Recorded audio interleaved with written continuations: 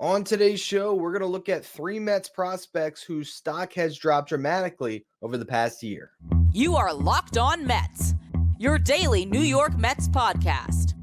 Part of the Locked On Podcast Network, your team every day.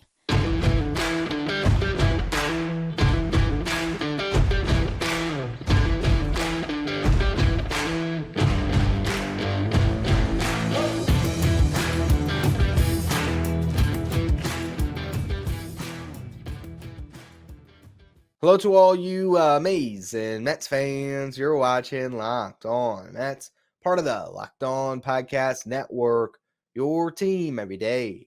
I'm your host, Ryan Finkelstein. If you want to find any of my work, follow me on X at Finkelstein Ryan. You also find some of my writing at justbaseball.com, where I work as the managing editor. Today's episode is brought to you by Gametime. Download the Gametime app, create an account, use the code Locked On for $20 off your first purchase. This time last year, if you looked at Mets' top 10 prospect list, you would have found Kevin Parada and maybe even Alex Ramirez featured as top 5 guys in this system. And there was a wide open runway for either of those guys to become the top prospect in this system overall, because you had guys like Francisco Alvarez, Brett Beatty, Mark Vientos, even Ronnie Mauricio, who could have graduated off of those lists in 2023. And all those guys outside of Mauricio did ultimately graduate away from being considered top prospects anymore. They're now part of the big league club. But Kevin Parada and Alex Ramirez, they are not featured high on Mets top 10s this year. Why? They did not have good seasons. Now, there's other reasons also that you can look at. Jet Williams broke out, and he's now maybe considered the top prospect in this system. Drew Gilbert, Luisangel Acuna, and Ryan Clifford were all picked up via trade and inserted high up on the Mets top 10. But for Parada and Ramirez, their slide is not just because other guys ended up having breakouts or getting inserted into the system. It's because they didn't play well. And these were supposed to be the two guys that sort of headlined that team in high A in Brooklyn. Kevin Parada and Alex Ramirez were the next wave coming. And it did not go well for them. We're going to start off today looking at Parada because he's still a guy that's clinging to the top 10. I'll have to figure out exactly where I rank him. I don't think it'd be any higher than 8 in this system right now, but I haven't finalized my personal top 10. But Parada had a rough year, and the numbers tell a pretty clear story of a guy who is struggling to face the upper levels of competition in the minor leagues. And obviously, this is a far cry from what he did when he got drafted in the first round by the Mets, or what he did to get drafted in the first round by the Mets, when he hit 26 home runs in 60 games at Georgia Tech with a 361 average. And it was just this potential of an unbelievable bat-first catcher. Well, if the bat's not there, the profile kind of crumbles for Parada. So let's look at some of the numbers that really tell us what happens, or what happened, I should say. Last year, Parada against fastballs did not do well, which is very concerning. His in-zone whiff percentage against fastballs was 29.7. So when he is swinging the bat on pitches in the zone, about 30% of the time, he's missing. Not a good look. His chase percentage, 30.9% against the fastball. So he's either swinging through it when it's in the zone, or he's swinging through it out of the zone. Again, not good. He only put the ball in play on fastballs 13.7% of the time. It's pretty rough. Now, he did hit the ball hard against fastballs. Hard hit percentage of 46.9, which is good. But overall, there's just a lot of swing and miss to his game right now. Against the slider, his in-zone whiff percentage was over 30%, 30.2. Chase rate, over 30%, 31.9. Changeups, he did not have as much in-zone whiff. That was at 22.1%. But his chase rate was way higher, 37.4%. So that's a pitch that he's able to handle, but then he's chasing it out of the zone a bunch. Curveball, in-zone whiff percentage of 29.4%. Chase rate, 30.5%. Across all pitches, Kevin Parada's in-zone whiff percentage was 28.5%. His chase rate, 32%. Now, he did have a good hard hit percent of 45.5%. His ground ball rate of only 35.2% is pretty solid. He does get the ball in the air. His BABIP, which is batting average of balls put in play, was 332. So that is another good stat, because it shows you when he hits the ball hard, puts it in play, he is finding his way on, but he's just not hitting the ball enough. Last year, he struck out 25.1% of the time in high A. His walk rate was 7.9%. Now, when he went up to double A, that strikeout rate ballooned to 38.3%, and the walk rate dropped down a little bit to 6.7%. Wasn't a big sample. It was 14 games in double A. It was 87 games in high A. But as a 21-year-old former first-round pick who was a great college hitter, to see him go into high A last year and only put up a 265 batting average, a 340 on base, and a 447 slug, that's a far cry from the offensive profile the Mets thought they were drafting. Now, he hit 11 home runs. He had 21 doubles, 4 triples. So there was enough extra base hits there, but he's got to hit for a higher average, particularly at that level. His 787 OPS is not bad, but again, you would just expect a little bit more. And then the fact that his numbers dropped off a cliff when he faced better competition, that's concerning. He only hit 185 in double A, 250 on base, 389 slug, 639 OPS. He did hit 3 home runs, but just not great numbers. And then he followed that up with a bad performance in the Arizona Fall League, where again, it was a 186 average, 1 point better than in double A, 240 on base, 371 slug. That was 75 plate appearances, but still a 611 OPS. If you look at Baseball America, last year they had Kevin Parada ranked as the number 4 prospect in the Mets system. I had to guess who the top 3 ahead of him were. It was probably, I think they considered Kodai Senga a prospect, so it was Senga, Beatty, Alvarez. Not in that order. It would have been Alvarez, Senga, Beatty, I believe. Regardless, Parada was right behind. He was ahead of Ryan Mauricio, Jet Williams. Supposed to be one of the best prospects in this system. Now, going to this year, he has dropped all the way to their number 10 spot in the system. I want to read something from their scouting reports because the defense has always been a concern. So here's what they say about that. He allowed 129 stolen bases, which is the 4th most in the minors, on 157 attempts, showing an erratic arm that was short for a catcher. Parada has an average raw arm strength, but has struggled to get into position properly to turn and load on his throws, costing him velocity and accuracy. He also struggled to frame pitches at the top of the zone because he was late loading his glove for the high pitch. At the plate, Parada uses a unique reverse barrel tip as a timing mechanism, but is generally good at getting out and early and on time, especially for pull side power. His hitting ability was compromised by higher than expected miss rates on pitches both in and out of the zone, which is what I was talking about so far throughout the show today. Now, you look at the future, as they put it. This is part of their scouting report. What's the future for Kevin Parada? They say the Mets praise Parada for his aptitude and work ethic. He focused in his Arizona Fall League on time working on catching drills. He has to move. If he has to move off catcher, they say he should be able to pick up first base. Some rival scouts would like to see him try second base. The 2024 season will be pivotal for Parada's development. Looking at their grades of Parada on the 20/80 scale, which is how scouts evaluate players, 50 is average. So his power and hit tools are both at 50. Not above average, not below average, just average. But he ranks below average for his defense, for his arm, and his running ability. All 40 grades. So there's not a ton there right now to get excited about. Again, he did have an amazing final season at Georgia Tech. That's why he got drafted in the first round. But you'd want to see at least a 60 grade hit tool here.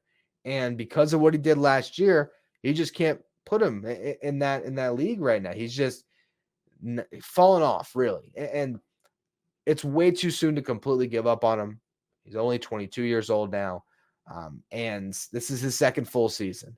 He's going to start the year in Double A. And for all I know, he could completely, change the narrative. He could figure out his end zone whiff stuff. He can start, making solid contact more frequently. And he might hit 310 this year in Double A. And I completely changed my tune on him. But from what we saw last year, it's pretty concerning. The fact that he is swinging and missing this much, it's not a good look for a guy that is a bat-first player. There was always that concern of if he could stick at the catcher position. And really a big part of why he was drafted in the first round is the idea that you could have that bat as a catcher. But if he can't hit, then what? Is he going to suddenly become a great defensive second baseman? And that just kind of muddles what you do with him long term. So, he's still probably a top 10 prospect in this system. He can absolutely turn things around, but this is a big year for him. For one, to show that he can defend, which is a long problem he's going to have to figure out. It's going to be something he has to work really hard at. And hey, the Mets love his work ethic. That's great. Hopefully that does translate behind the dish. But he's got to hit first and foremost. Because I really do think he's a prospect that the Mets wouldn't mind trading Francisco Alvarez up with some of the international signings they've made recently when it comes to the catcher position, with even trading for Ronald Hernandez last year from the Marlins system. He's a guy that's definitely a top 20 prospect in the system now, maybe even fringe top 15. But you got to be able to get value for Parada if you flip him. And right now, I don't know how many teams love this guy. So he has to have a really good year to be able to even consider trading him at the deadline if you're in the position to buy. And, furthermore, if you want him to be, the a catching tandem with Alvarez, where you had these two guys and maybe one DHs when the other one catches, and that's probably the best outcome for the two of them, you got to see him get back to hitting for a high average. Oh, this is a guy that kind of needs to hit in the high 200s, if not be a 300 hitter, and tap into that power more. It can happen, but the numbers that are underlying right now, they don't suggest a guy that's primed for a breakout. So we'll see if maybe he had a good offseason and he comes in this year and proves the doubters like myself wrong. Alex Ramirez, though, is another prospect who fell off in a big way last year. You can make an argument even worse than Parada. I want to break down why the Mets added Alex Ramirez to the 40-man roster. What is there to like about his game still? We'll go through all that in just a minute. First, though, today's episode is brought to you by Gametime. Gametime is the fast and easy way to buy tickets for all the sports, music, comedy, and theater events near you. When you pull open the app, my favorite part is the fact they do show you all of those events that are near you. So if you're heading into this weekend, you don't know what to do, maybe you want to go to a comedy show or a concert, you want to check out an NBA game, open up the app, you'll see everything available, and you'll see the lowest price ticket at that event, so you know what it's going to take to get you into the gate. And Gametime is the only ticketing app that gives you complete peace of mind with your purchase. You can see the view of your seat before you arrive, so you know exactly what to expect. All-in prices show your total up front, so you know what you're getting. Before you check out, you're getting a great deal. You buy tickets in seconds, 2 taps, you're all set. Gametime is also the place to go for last-minute tickets because they sell up to the start of the event and even an hour after it starts. So this is the place to go if you're trying to get that great deal right before the game starts. Take the guesswork out of buying tickets with Gametime. When you download the Gametime app, create an account, use the code LOCKEDON, you're going to get $20 off your first purchase. Terms apply. Again, create an account, redeem the code LOCKEDON for $20 off. Download Gametime today. Last minute tickets, lowest price, guaranteed. In 2022, Alex Ramirez made it up to high A at 19 years old, and he hit 278 with a 329 on base and a 427 slug in 54 games. That shot him up Mets top prospect list. He was considered, top 5, if not maybe top 7 in the Mets system going into last season, set to begin the year in high A, maybe make it up to double, and who knows how far he could have gone with a big year. Well, you look back now a year later, he hit 221 in high A, never got promoted beyond that. A 310 on base, 317 slug. That was in 120 games. He did see a bump in his walks, was a little more selective, and he also did improve when it came to the stolen bases. He stole exactly 21 bases in each of the last 2 years, but he was caught 16 times in 2022. That went down to just 6 times last year. So there is a big improvement when you go from being 21 of 37 in 2022 to 21 of 27. So we have to give him credit where it's due, but what he struggled with is the toughest thing that any prospect needs to do, to hit the baseball.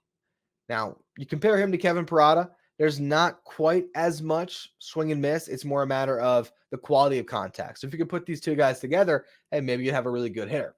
Alex Ramirez last year, his in-zone whiff against the fastball was just 16.3%, so that's not bad. Chase percentage, 28.3%, not great, but not awful. It's not over 30%. He put the ball in play over 20% of the time. That's solid enough. And he did hit the ball hard 49.4% of the time. Here's the problem. When he hit the ball hard against fastballs, he's hammering them into the ground. He had a ground ball rate of 44.2% against fastballs. That was nearly identical to what his ground ball rate was across the board. He got eaten alive by changeups, in zone whiff of 42%. So here's a guy that's able to hit fastballs, but then if they throw him a changeup, he thinks it's a fastball, he's swinging right through it. So he really didn't handle any other pitch well outside of the fastball, and didn't handle the fastballs great either because, again, he was hammering them into the ground.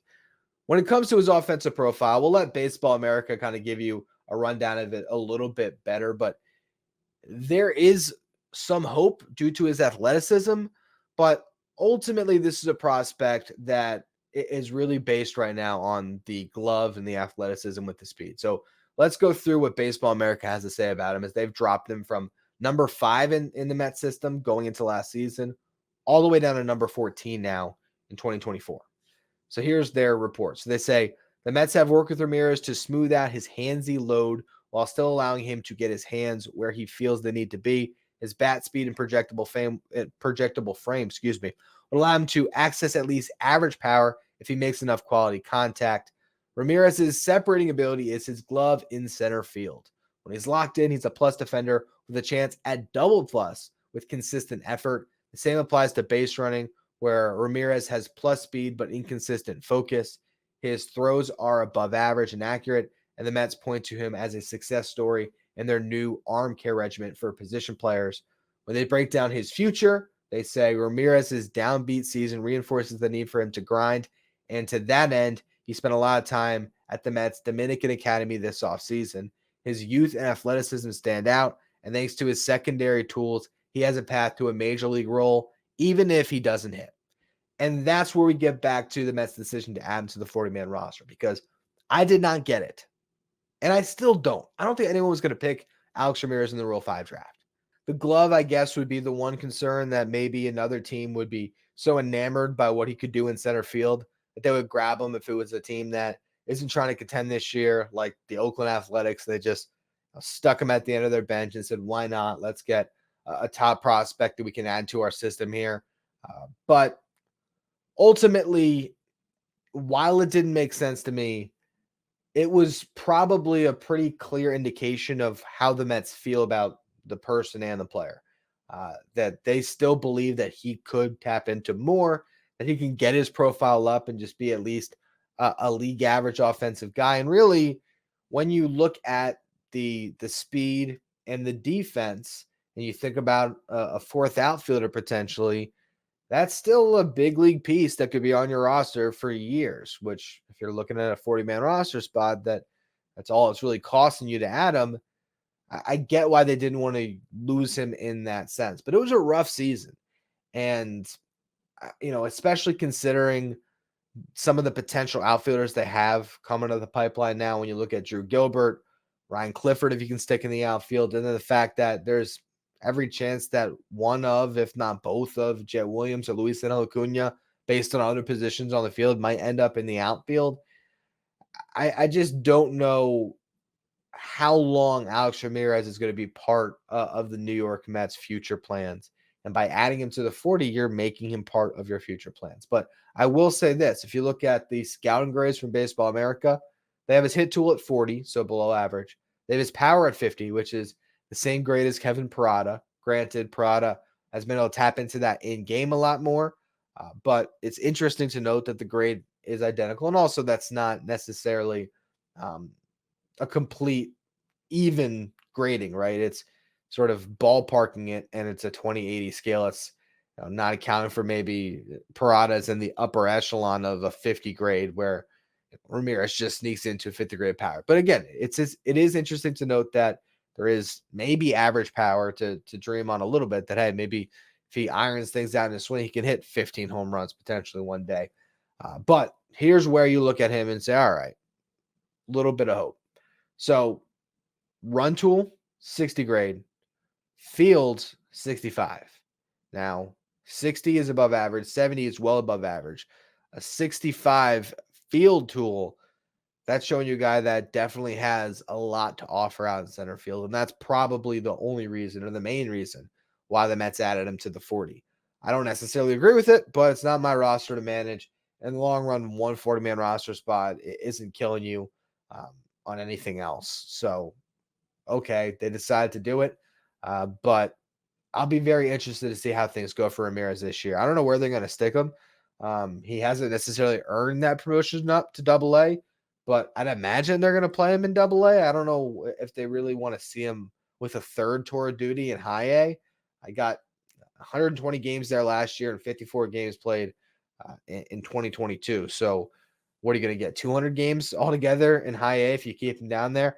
I imagine he's the starting center fielder in Binghamton this year, and we'll see how that goes. We'll see how he progresses and if he can turn some things around. The fact that he was, in the Dominican with the Mets all off season, that's great. Hopefully he worked on his game and got things in order, and maybe he has a bounce back season. But if you're looking at two prospects in the Mets system that still have the upside to be excited about, but have stock that's plummeting and could very easily fall off, top prospect lists altogether, Parada and Ramirez are there with another bad year. I mean, if they go out and they have a repeat of what they did last year, I'd imagine Parada slides outside of the top 10, and Ramirez might fall out of the top 20, if not the top 30. I mean, who knows how far his stock could drop.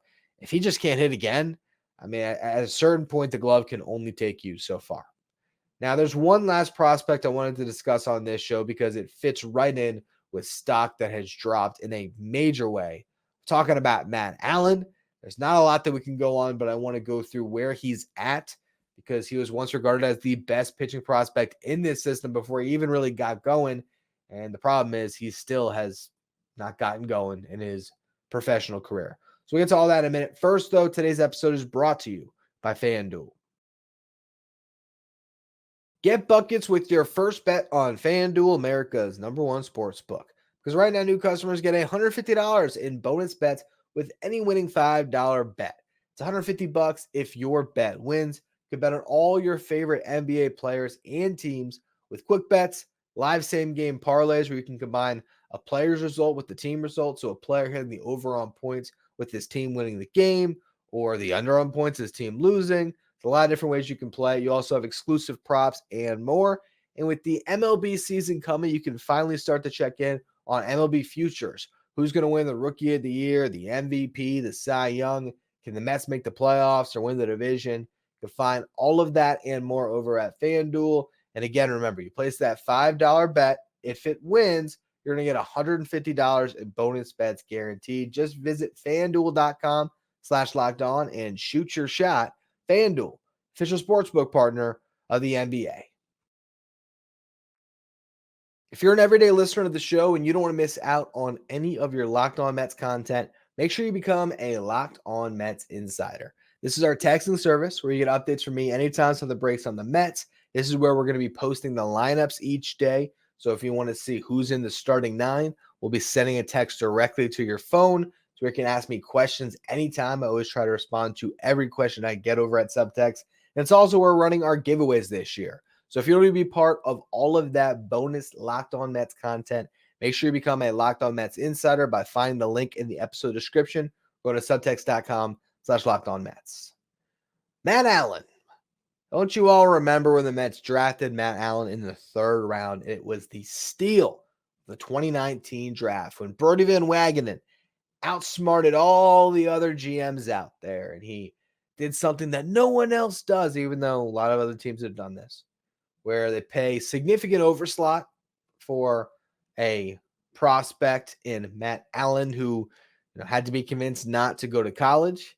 And by doing that, they get him to sign, and then they draft a bunch of college players in the later rounds that end up coming in under slot so that they had the money to give Allan. It was a big deal then. We all thought that Matt Allan was the immediate top prospect in the Mets system. He was going to be, or at least I shouldn't say the top prospect, the top pitching prospect in the Mets system. He was going to be awesome. And he did have 10 good innings in 2019, but he has not thrown a pitch since. 2020, he lost a year like everyone due to COVID. Then 2021, he needed Tommy John surgery. Then 2022, he needed ulnar nerve transposition surgery, which is often a follow-up from Tommy John if things just aren't feeling right after the surgery. Then Last year, he basically needed another Tommy John, a revised or a revision to his UCL surgery, something along those lines, what they described it as. But it was essentially a second Tommy John. So the first one didn't take. Got to do it all over again. So now Matt Allen, who's going to turn 23 years old in April, is nearly 5 years removed from being drafted. He is Rule 5 draft eligible. He's got 10 1/3 innings under his resume now as a professional baseball player. Not good. And it's pretty hard to really factor him into the equation at all at this point until he can actually prove that he's healthy. And it's not easy to come back from your second Tommy John, particularly when the first one didn't even take. And so is this guy's arm just completely shot? Is this new surgery that they did last year the one that fixes him? I mean, it was January of last year that he went under the knife again, a third time in as many off seasons. And you wonder, could this be the year that we actually see Matt Allen pitching in games? If it is, stock's going to rise pretty quick because at least he's out there. But how many innings can he even pitch? If I set the over-under at 50 innings pitched, how many of you are actually confidently taking the over there? If I set it at 25 innings pitched, I don't even know if I could take the over. I probably would, I guess. But we still don't know when he's coming back. There's been very little out there about Matt Allen when he could return. And the thought is it's, maybe like May, June, somewhere in there, you might start to see him throwing a little bit. Maybe he gets back out there in Port St. Lucie for some games. I don't know.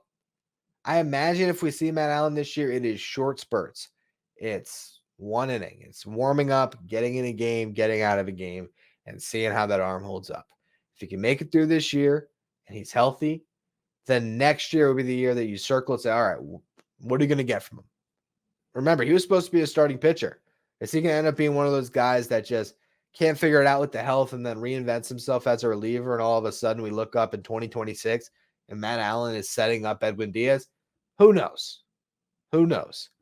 But he is a very interesting prospect in this system because there was so much hype. And now, to no fault of his own because of these injuries, we just don't know how much prospect status even left in here. How much longer is he going to stick around? I mentioned he was Rule 5 draft eligible. I mean, who's going to take him? Like, the Mets could add him to the 40 after this year if he got on the mound, but why would they? And then we'll just see. We'll see when he can return to full health. He was a really exciting prospect. And a guy that this system desperately needed at the time. And then you go through the fact that they drafted Kumar Rocker. And then because of his arm problems, they did not sign him. And they went again kind of position player heavy. And look, they are having some success right now with developing some pitching. You're seeing Christian Scott, Mike Vassell, Dominic Hamill all invited to spring training. Those are a crop of starting pitching prospects that are close. So that's good to see. But Matt Allen was supposed to be a frontline guy. And I don't know who the next frontline stud prospect is in the Mets system. It's probably Christian Scott right now, but even his path has not really been the typical one. It was a breakout season, but there's still the innings question about how many innings can he pitch and when does he get himself up to a full starter's workload. So, they really need to find that next great pitching prospect. And I think we're getting to the point where it's hard to even count Matt Allen in the mix at all, really.